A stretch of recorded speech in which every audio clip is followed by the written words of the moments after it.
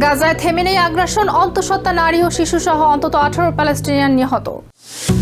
Board of piece এর Gaza roadmap নিয়ে আমেরিকার কাছে আনুষ্ঠানিক আপত্তি জানিয়েছে ইসরায়েল।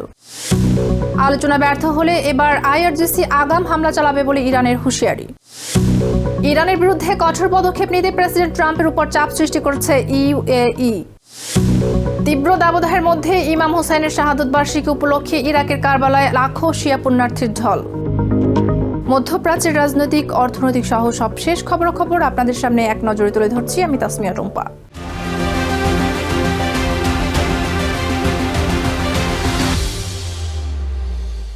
গাজায় যখন বোর্ড অব পিস এর অধীনে সামরিক অভিযান বন্ধের আলোচনা চলছে, সেই মুহূর্তে যেন আগ্রাসনের তীব্রতা আরও বাড়িয়েছে ইসরায়েলি বাহিনী। শনিবার দিবাগত রাত থেকে রবিবার দুপুর পর্যন্ত আইডিএফ এর টানা হামলায় উপত্যকা জুড়ে গর্ভবতী নারী ও শিশুসহ অন্তত 18 প্যালেস্টিনিয়ান নিহত হয়েছেন। সবশেষ ঘটনায় মধ্য গাজার দেইর আল বালায় একটি গাড়িতে হামলার কথা জানিয়েছে আইডিএফ। তাদের দাবি, হামাসের নুখবা বাহিনীর কমান্ডারদের লক্ষ্যবস্তু করা হয়েছিল। এর আগে রাতভর চালানো বিমান হামলায় ধ্বংসস্তূপে পরিণত হয়েছে বহু ঘরবাড়ি। গাজায় শান্তি ফেরাতে ট্রাম্পের বোর্ড অব পিসের নতুন অগ্রগতির খবরের মাঝেই আরও তীব্র হয়ে উঠেছে ইসরায়েলি আগ্রাসন। শনিবার রাতভর উপত্যকার বিভিন্ন এলাকায় ভয়াবহ বিমান হামলা শেষে ভোরের আলো ফোটার পরও গাজায় একাধিক ড্রোন ও বিমান হামলা চালিয়েছে দখলদার বাহিনী। সবশেষ রবিবার দুপুরে মধ্য গাজার দেইর আল বালহাতে একটি গাড়িকে লক্ষ্যবস্তু করে 2 প্যালেস্টিনিয়ানকে হত্যা করেছে আইডিএফ। এর আগে রাতভর উপত্যকাটির উত্তর, মধ্য ও দক্ষিণাঞ্চলের বিভিন্ন এলাকায় বিমান থেকে গোলাবর্ষণ করে ইসরায়েলি বাহিনী। সব মিলিয়ে এদিন এক গর্ভবতী নারী ও শিশুসহ অন্তত 18 জনের প্রাণহানির খবর দিয়েছে গাজার স্বাস্থ্য মন্ত্রণালয়, যেখানে ধ্বংসস্তূপের নিচে আটকা পড়ে মারা গেছে একটি পরিবারের প্রায় সব সদস্য। গাজা সিটির একটি অ্যাপার্টমেন্টে চালানো ওই হামলায় প্রাণ হারান এক ব্যক্তি, তার গর্ভবতী স্ত্রী এবং 7 বছর বয়সী সন্তান। আমরা ক্যাম্পে একটু আনন্দ করছিলাম, হঠাৎ বিকট শব্দে হামলা হলো। গিয়ে দেখি শিশুদের দেহ ছিন্ন ভিন্ন হয়ে পড়ে আছে। ট্রাম্প বলছেন যুদ্ধবিরতি হচ্ছে, কিন্তু কোথায় যুদ্ধবিরতি? প্রতিদিন মানুষ শহীদ হচ্ছে, ছোট ছোট শিশুরা রাস্তায় হেঁটে যাওয়ার সময় মারা যাচ্ছে।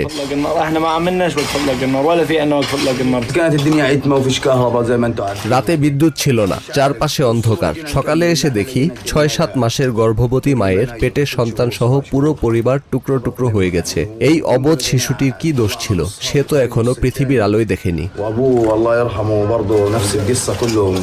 ইসরায়েলি সামরিক বাহিনীর দাবি, 7 অক্টোবরের হামলার সাথে জড়িত হামাসের নুকবা বাহিনীর উচ্চপদস্থ কমান্ডারদের লক্ষ্য করে এসব অভিযান চালানো হয়েছে। তবে বেসামরিক নাগরিকদের প্রাণহানি ঘটায় ক্ষোভ ও কান্না থামছে না প্যালেস্টিনিয়ানদের। প্রেসিডেন্ট ডোনাল্ড ট্রাম্পের বোর্ড অব পিস নতুন করে শান্তি পরিকল্পনার রোডম্যাপ ঘোষণা করলেও ইসরায়েলি মন্ত্রীরা অনবরত তা প্রত্যাখ্যান করে আসছেন। ইসরায়েলি উগ্রপন্থী নেতাদের দাবি, পুরো গাজার নিয়ন্ত্রণ না নেওয়া পর্যন্ত হামলা থামাবে না Tel Aviv. Basudeb Nath, TVN 24 news desk.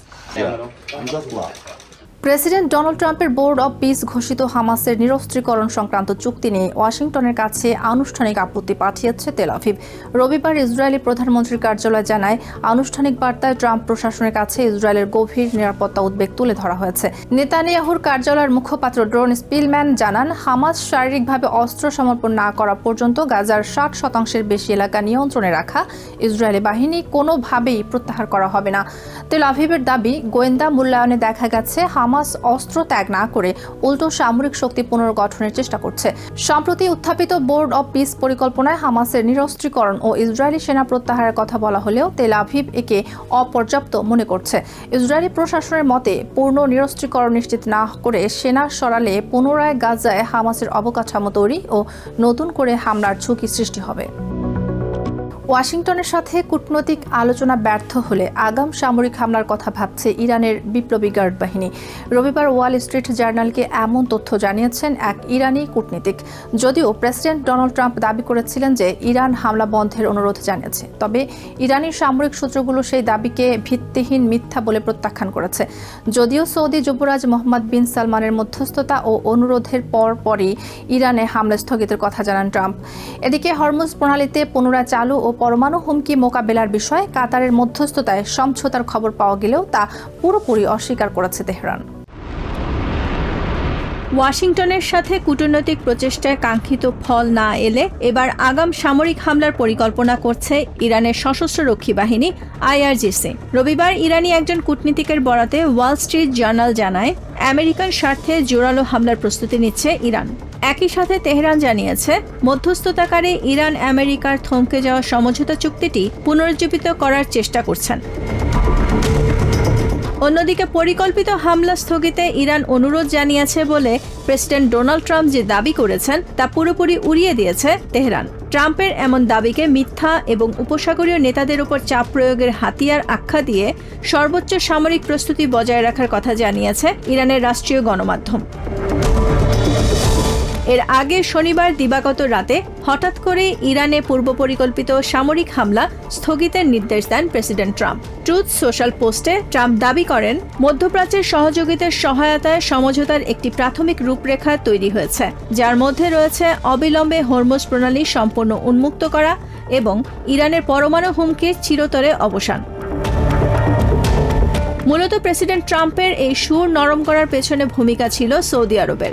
এদিন ট্রাম্পকে সরাসরি ফোন করে আন্তর্জাতিক সংঘাত বাড়ানোর ভয়াবহ পরিণতি নিয়ে উদ্বেগ জানান সৌদি যুবরাজ মোহাম্মদ বিন সালমান।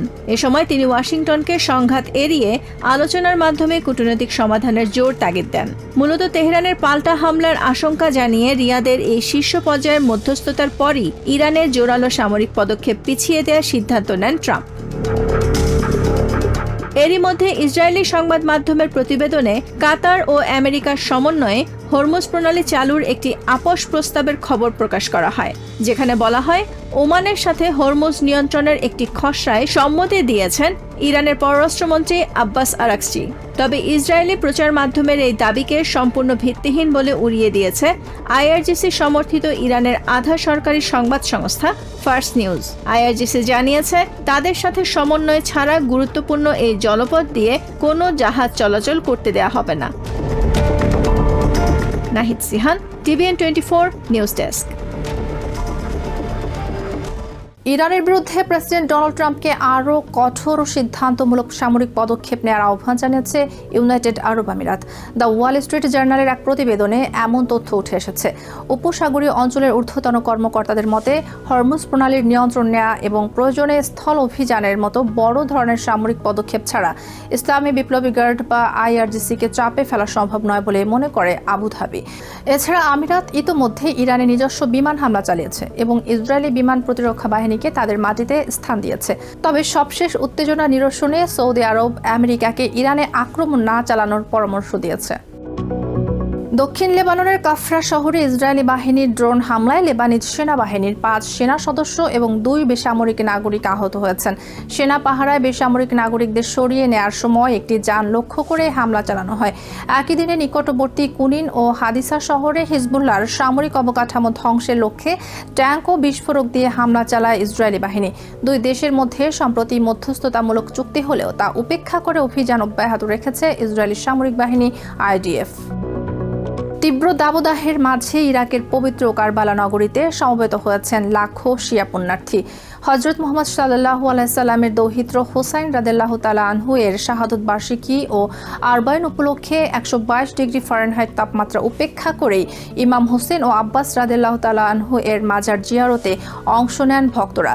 তীব্র গরম সামাল দিতে শহর জুড়ে ফ্যান, ওয়াটার স্প্রে এবং 62,000 বর্গমিটার এলাকা জুড়ে বিশেষ ছায়ার ব্যবস্থা করেছে স্থানীয় কর্তৃপক্ষ। একই সাথে হিট স্ট্রোক ও অসুস্থদের চিকিৎসায় মোতায়েন করা হয়েছে 1008 শতাধিক স্বাস্থ্যকর্মী।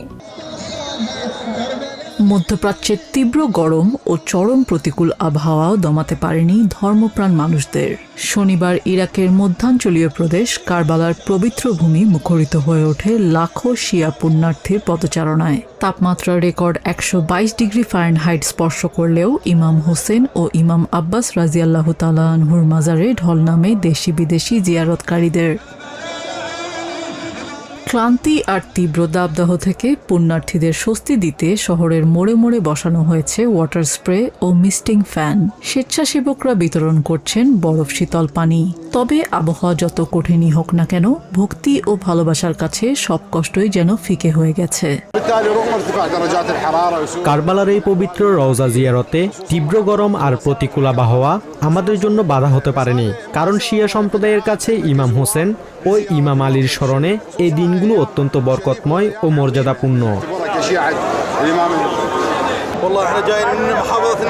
আমরা পরিবার নিয়ে নাসিরিয়া থেকে এসেছি ইমাম হোসেন ও আব্বাসের স্মরণ অনুষ্ঠানে যোগ দিতে। আমরা এই তীব্র গরমকে তোয়াক্কা করছি না, আমাদের মূল উদ্দেশ্য কেবল এই পবিত্র স্থানে পৌঁছানো। মাথার উপর টানা রোদের কারণে হিটস্ট্রোক ও শারীরিকভাবে অসুস্থ হয়ে পড়ছেন অনেকেই। জরুরি স্বাস্থ্যসেবায় অস্থায়ী হাসপাতালগুলোতে তৈরি রাখা হয়েছে বিশেষ ব্যবস্থা। আমাদের জরুরি বিভাগে আসা রোগীদের বড় অংশই হিট স্ট্রোক ও শারীরিক তীব্র ক্লান্তিতে ভুগছেন। বিশেষ করে দুপুরের চড়া রোদের কারণেই মূলত মানুষ অসুস্থ হয়ে পড়ছেন। স্বেচ্ছাসেবক ও স্থানীয় সরকারের উদ্যোগে খোলা আকাশের নিচে প্রায় ৬২,০০০ বর্গমিটার এলাকায় ক্যানোপির ছায়া তৈরি করা হয়েছে। পাশাপাশি খাবার পানি ঠান্ডা রাখতে বরফ উৎপাদন কারখানাগুলোও দিনরাত কাজ করে যাচ্ছে। মাজার কর্তৃপক্ষের বিশেষ ব্যবস্থায় ৪২,০০০ বর্গমিটারে মিস্টিং ফ্যান ও স্প্রেয়ার বসানো হয়েছে। এছাড়া পুরো ওল্ড সিটি এলাকায় ৩২টি মেডিকেল ইউনিট এবং ১,৮০০ স্বাস্থ্যকর্মী মোতায়েন রয়েছে। হজরত মোহাম্মদ সাল্লাল্লাহু আলাইহি ওয়াসাল্লামের দৌহিত্র হজরত হোসাইন রাদিয়াল্লাহু তাআলা আনহুর শাহাদাত বার্ষিকীর ৪০তম দিনে আরবাইন তীর্থ পালন করে শিয়া মুসলিমরা। প্রতি বছরের এই দিনে ইরাকের কারবালায় সমবেত হন দেশি বিদেশি লাখো ভক্ত। নিজিয়া জামি, TVN 24 নিউজ ডেস্ক। এক নজরে প্রতিদিন মধ্যপ্রাচ্যের খবর জানতে চোখ রাখুন TVN 24 নিউজ নেটওয়ার্কের ইউটিউব ও ফেসবুক পেজে।